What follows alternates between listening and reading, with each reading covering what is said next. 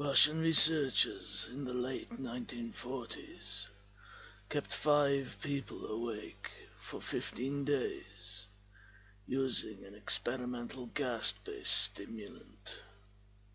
They were kept in a sealed environment to carefully monitor their oxygen intake so the gas didn't kill them, since it was toxic in high concentrations.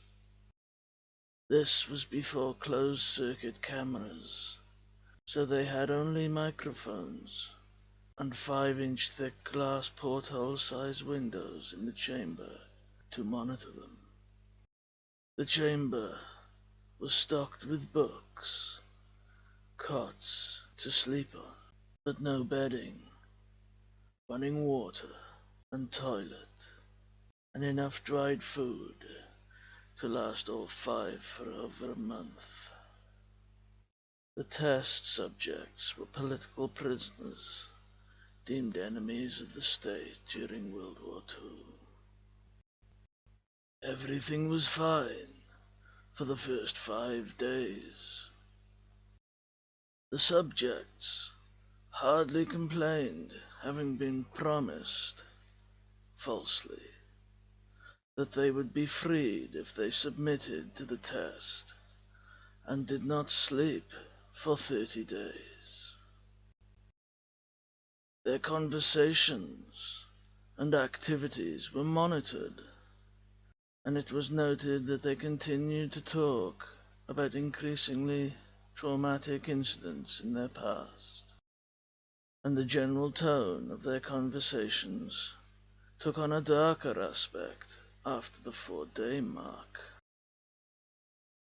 After 5 days, they started to complain about the circumstances and events that led them to where they were, and started to demonstrate severe paranoia. They stopped talking to each other and began alternately whispering to the microphones and one-way mirrored portholes. Oddly, they all seemed to think they could win the trust of the experimenters by turning over their comrades, the other subjects in captivity with them. At first, the researchers suspected this was an effect of the gas itself. After 9 days, the first of them started screaming. He ran the length of the chamber, repeatedly yelling at the top of his lungs for 3 hours straight. He continued attempting to scream, but was only able to produce occasional squeaks. The researchers postulated that he had physically torn his vocal cords. The most surprising thing about this behavior is how the other captives reacted to it, or rather, didn't react to it. They continued whispering to the microphones until the second of the captives started to scream. The 2 non-screaming captives took the books apart, smeared page after page with their own feces, and pasted them calmly over the glass portholes. The screaming promptly stopped. So did the whispering to the microphones. After 3 more days passed, the researchers checked the microphones hourly to make sure they were working, since they thought it impossible that no sound could be coming with 5 people inside.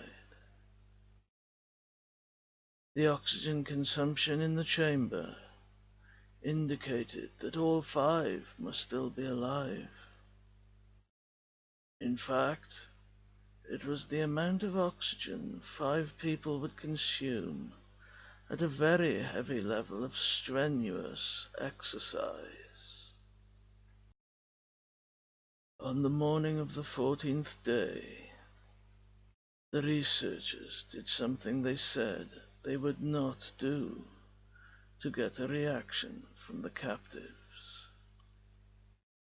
They used the intercom inside the chamber, hoping to provoke any response from the captives they were afraid were either dead or vegetables. They announced, "We are opening the chamber to test the microphones. Step away from the door and lie flat on the floor, or you will be shot. Compliance will earn one of you your immediate freedom." To their surprise, they heard a single phrase in a calm voice respond, "We no longer wish to be freed." Debate broke out among the researchers and the military forces funding the research. Unable to provoke any more response using the intercom, it was finally decided to open the chamber at midnight on the 15th day. The chamber was flushed of the stimulant gas and filled with fresh air, and immediately voices from the microphones began to object. 3 different voices began begging, as if pleading for the lives of loved ones, to turn the gas back on. The chamber was opened, and soldiers sent in to retrieve the test subjects. They began to scream louder than ever, and so did the soldiers when they saw what was inside. 4 of the 5 subjects were still alive, although no one could rightly call the state that any of them was in life. The food rations past day 5 had not been so much as touched. There were chunks of meat from the dead test subjects' thighs and chest stuffed into the drain in the center of the chamber, blocking the drain and allowing 4 inches of water to accumulate on the floor. Precisely how much of the water on the floor was actually blood was never determined. All 4 surviving test subjects also had large portions of muscle and skin torn away from their bodies. The destruction of flesh and exposed bone on their fingertips indicated that the wounds were inflicted by hand, not with teeth as the researchers initially thought. Closer examination of the position and angles of the wounds indicated that most, if not all of them, was self-inflicted. The abdominal organs below the rib cage of all 4 test subjects had been removed, while the heart, lungs, and diaphragm remained in place. The skin and most of the muscles attached to the ribs had been ripped off, exposing the lungs through the rib cage. All the blood vessels and organs remained intact, They had just been taken out and laid on the floor, fanning out around the eviscerated but still living bodies of the subjects. The digestive tract of all four could be seen to be working, digesting food. It quickly became apparent that what they were digesting was their own flesh that they had ripped off and eaten over the course of days. Most of the soldiers were Russian special operatives at the facility, but still, many refused to return to the chamber to remove the test subjects. They continued to scream to be left in the chamber, and alternately begged and demanded that the gas be turned back on, lest they fall asleep. To everyone's surprise, the test subjects put up a fierce fight in the process of being removed from the chamber. One of the Russian soldiers died from having his throat ripped out. Another was gravely injured by having his testicles ripped off, and an artery in his leg severed by one of the subject's teeth. Another 5 of the soldiers lost their lives, if you count the ones that committed suicide in the weeks following the incident. In the struggle, one of the 4 living subjects had his spleen ruptured, and he bled out almost immediately. The medical researchers attempted to sedate him, but this proved impossible. He was injected with more than 10 times the human dose of a morphine derivative, and still fought like a cornered animal, breaking the ribs and arm of one doctor. His heart was seen to beat for a full 2 minutes after he had bled out to the point there was more air in his vascular system than blood. Even after it stopped, he continued to scream and flail for another 3 minutes, struggling to attack anyone in reach and just repeating the word more over and over, weaker and weaker, until he finally fell silent. The surviving 3 test subjects were heavily restrained and moved to a medical facility. The 2 with intact vocal cords continuously begging for the gas, demanding to be kept awake. The most injured of the 3 was taken to the only surgical operating room the facility had. In the process of preparing the subject to have his organs placed back within his body, it was found that he was effectively immune to the sedative they had given him to prepare him for the surgery.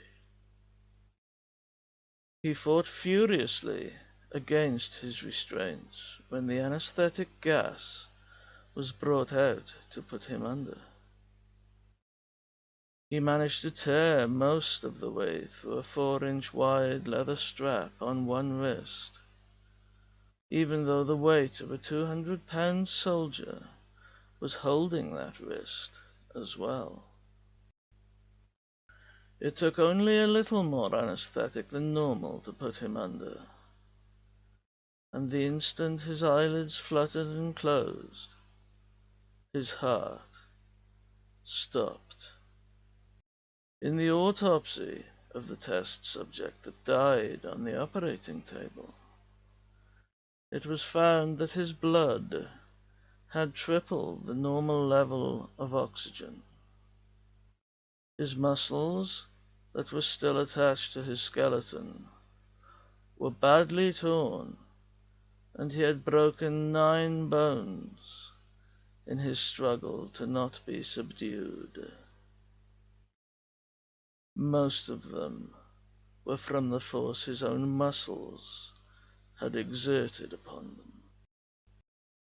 The second survivor had been the first of the group of 5 to start screaming.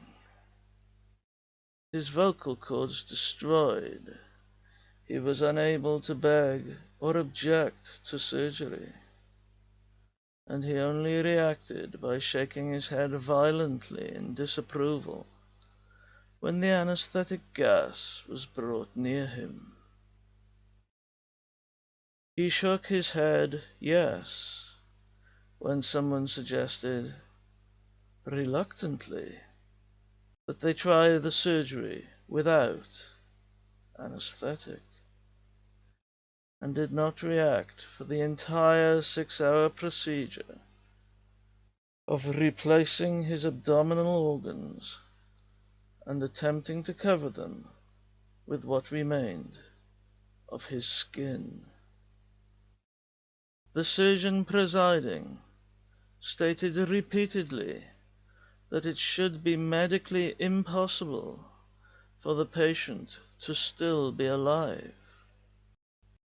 One terrified nurse assisting the surgery stated that she had seen the patient's mouth curl into a smile several times whenever his eyes met hers.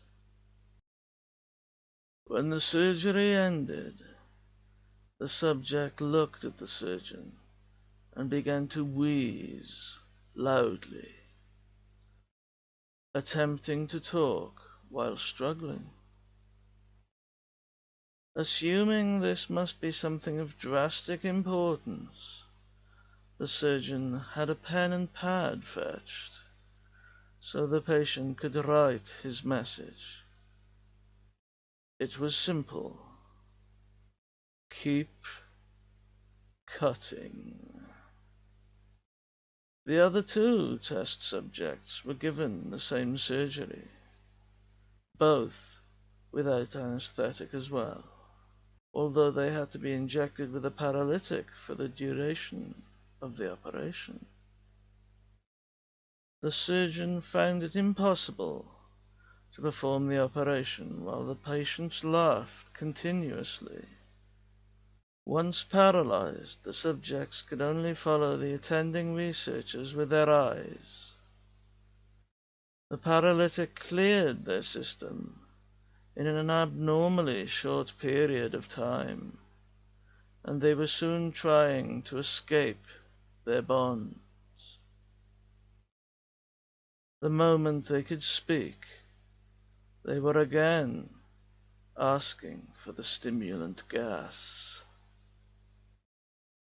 The researchers tried asking why they had injured themselves,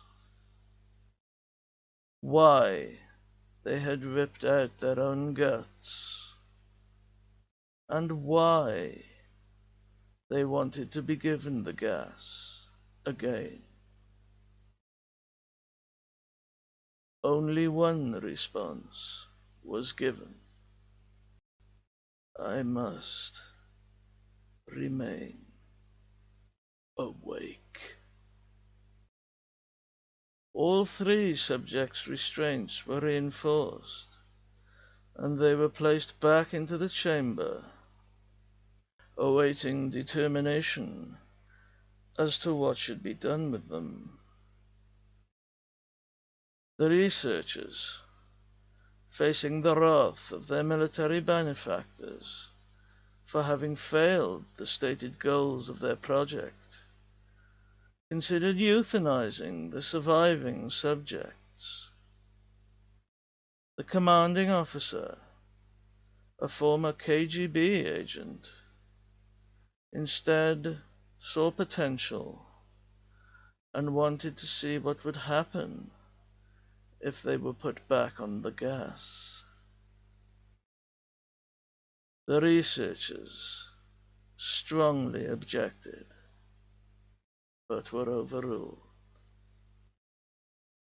In preparation for being sealed in the chamber again, the subjects were connected to an EEG monitor and had their restraints padded for long-term confinement. To everyone's surprise, all three stopped struggling the moment it was let slip that they were going back on the gas. It was obvious that at this point, all three were putting up a great struggle to stay awake. One of the subjects that could speak was humming loudly and continuously. The mute subject was straining his legs against the leather bonds with all his might. First left, then right, then left again for something to focus on. The remaining subject was holding his head off the pillow and blinking rapidly.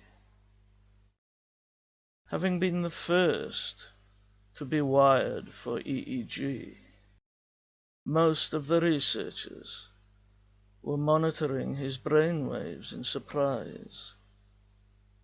They were normal most of the time, but sometimes flatlined inexplicably. It looked as if he were repeatedly suffering brain death before returning to normal. As they focused on paper scrolling out of the brainwave monitor, only one nurse saw his eyes slip shut. At the same moment, his head hit the pillow. His brainwaves immediately changed to that of a deep sleep, then flatlined for the last time as his heart simultaneously stopped. The only remaining subject that could speak started screaming to be sealed in now. His brainwaves showed the same flat lines as the one who had just died from falling asleep. The commander gave the order to seal the chamber with both subjects inside, as well as 3 researchers. One of the named 3 immediately drew his gun and shot the commander point blank between the eyes, then turned the gun on the mute subject and blew his brains out as well. He pointed his gun at the remaining subject, still restrained to a bed, as the remaining members of the medical and research team fled the room. "I won't be locked in here with these things. Not with you," he screamed at the man strapped to the table. "What are you?" he demanded. "I must know." The subject smiled. "Have you forgotten so easily?" the subject asked. "We are you. We are the madness that lurks within you all, begging to be free at every moment in your deepest animal mind. We are what you hide from in your beds every night. We are what you sedate into silence and paralysis when you go to the nocturnal haven where we cannot tread. The researcher paused, then aimed at the subject's heart and fired. The EEG flatlined as the subject weakly choked out, "So nearly